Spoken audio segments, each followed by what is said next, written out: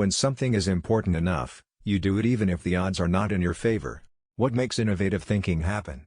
I think it's really a mindset. You have to decide.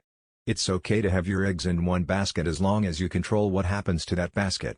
The first step is to establish that something is possible, then probability will occur. When Henry Ford made cheap, reliable cars, people said, "Nah, what's wrong with a horse?" That was a huge bet he made, and it worked. I wouldn't say I have a lack of fear. In fact, I'd like my fear emotion to be less because it's very distracting and fries my nervous system. I say something, and then it usually happens. Maybe not on schedule, but it usually happens. If you get up in the morning and think the future is going to be better, it is a bright day. Otherwise, it's not. I think it's very important to have a feedback loop, where you're constantly thinking about what you've done and how you could be doing it better. Some people don't like change, but you need to embrace change if the alternative is disaster. I do think there is a lot of potential if you have a compelling product and people are willing to pay a premium for that. I think that is what Apple has shown. You can buy a much cheaper cell phone or laptop, but Apple's product is so much better than the alternative, and people are willing to pay that premium. A company is a group organized to create a product or service, and it is only as good as its people and how excited they are about creating. I do want to recognize a ton of super talented people. I just happen to be the face of the companies. I would just question things. It would infuriate my parents. That I wouldn't just believe them when they said something cause I'd ask them why.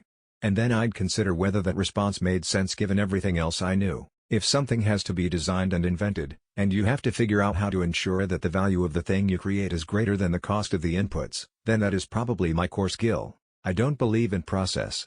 In fact, when I interview a potential employee and he or she says that it's all about the process, I see that as a bad sign.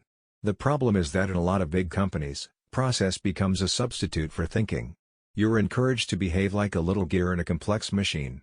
Frankly, it allows you to keep people who aren't that smart, who aren't that creative.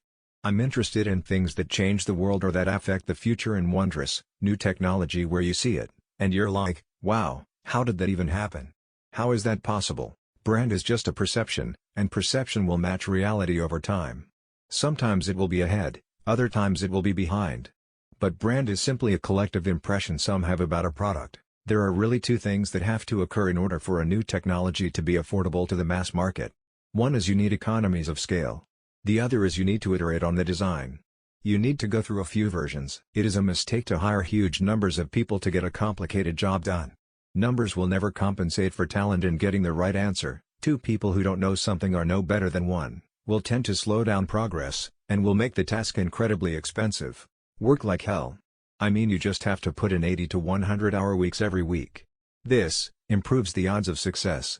If other people are putting in 40-hour work weeks and you're putting in 100-hour work weeks, then even if you're doing the same thing, you know that you will achieve in 4 months what it takes them a year to achieve.